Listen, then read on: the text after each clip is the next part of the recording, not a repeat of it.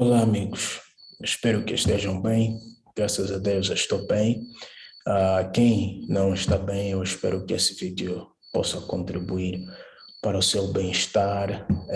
Eu acho que já deram conta, é óbvio que o cenário mudou. Os dois primeiros vídeos, o cenário foi completamente diferente.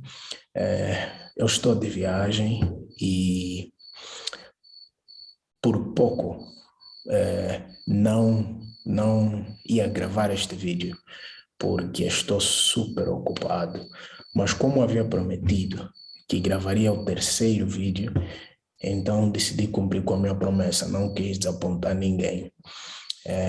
Então, sem mais demora, hoje o vídeo será mais curto, mas espero que a resposta que darei ou que eu vou partilhar hoje possa ajudar alguém, ou pelo menos encaminhar alguém para encontrar uma resposta para esta questão, a terceira questão.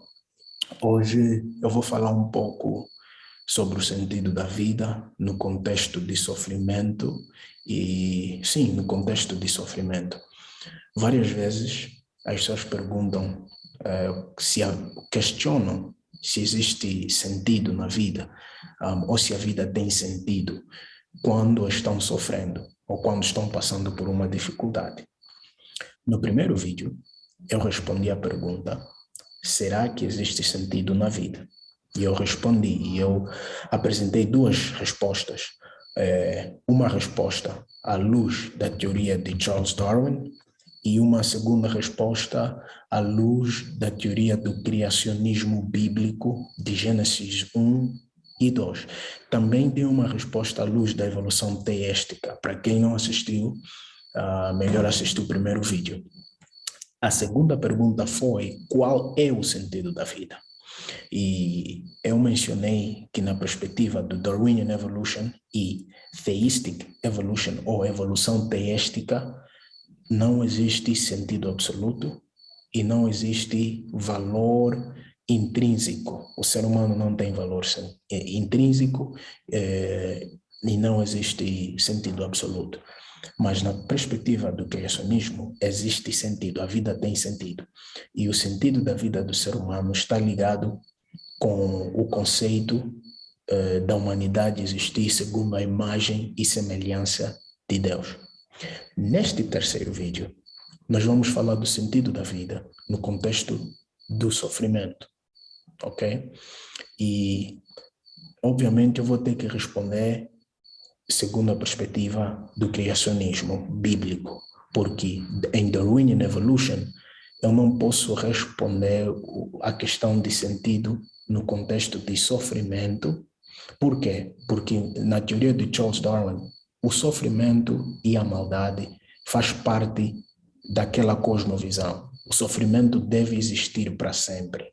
A maldade e a morte devem existir para sempre. Senão a evolução não vai continuar, porque a seleção natural escolhe quem morre e quem vai continuar a viver. Então a morte e o sofrimento fazem parte da perspectiva de Charles Darwin, ok? E da evolução teística. Então, perguntar qual é o sentido da vida no contexto do sofrimento, para um Darwinian não faz sentido, porque sofrimento faz parte, tem que existir isso, e a vida não tem sentido, não tem propósito. Essas perguntas são inconsistentes com um verdadeiro, com alguém que acredita na teoria de Darwin. Então, vou responder na perspectiva do cristianismo. Na perspectiva do cristianismo, porque Deus existe, sim, porque Deus existiu, criou o ser humano, existe sentido absoluto. E a maneira como eu me sinto não anula o facto de eu ser criado por Deus. Então, se eu estou a passar por uma dificuldade, isto não anula o facto que eu sou criado por Deus. Então, acontecendo mal ou não, existindo sofrimento ou não, se Deus me criou, então existe sentido absoluto. E o ser humano tem um valor intrínseco. ok? Então, o facto de eu sofrer e o sofrimento existir, isto não anula o sentido da vida. É que às vezes as pessoas acham, quando sofrem e quando passamos por dificuldade, já fiz isso várias vezes na minha vida. Enquanto estou sofrendo, eu paro e questiono, então qual é o sentido da vida? Será que a vida tem mesmo sentido? Porque eu estou sofrendo?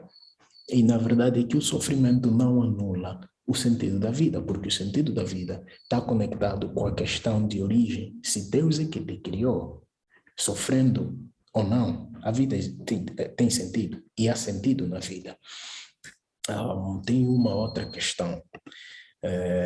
Eu escrevi aqui algo porque quis, como já mencionei, tenho pouco tempo hoje, então para não falar por muito tempo.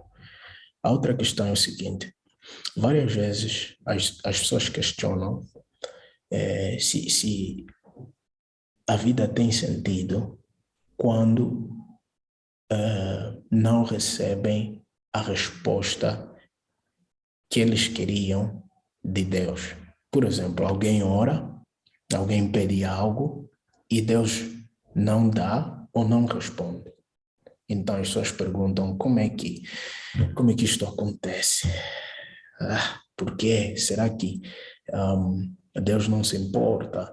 Eu estou a pedir algo, então, e Deus pede que eu oro e etc. Então, como é? Será que existe sentido? E as pessoas questionam o sentido da vida, o sentido de ter uma relação com Deus.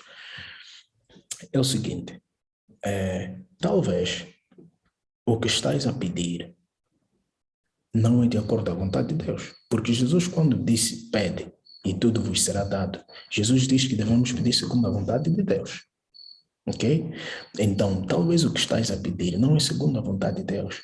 Talvez é segundo a vontade de Deus, mas não é o momento certo de tu receberes aquilo. Talvez Deus quer que tu recebas, mas talvez ainda não estás preparado.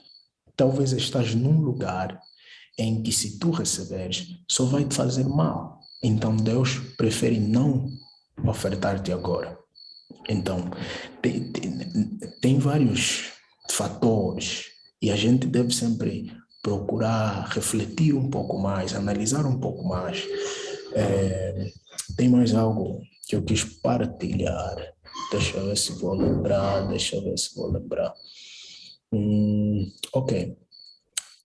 Deus, por natureza, é soberano. E sendo soberano, Deus tem acesso à informação que a gente não tem. Então, Deus tem noção do futuro com detalhes. E às vezes ele permite e não permite certas coisas segundo a sua soberania e segundo a sua omnisciência. Segundo a sua omnisciência. Então, a gente deve confiar. O facto de não recebermos o que queremos não significa que Deus não está aí, não significa que Deus não está a ouvir.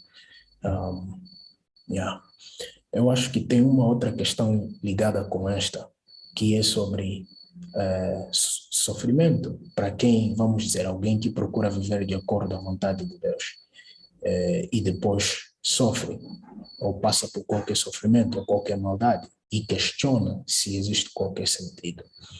E essa é uma boa questão. Eu vou gravar um outro vídeo onde eu vou falar sobre isso. Mas por agora vamos ficar por aqui.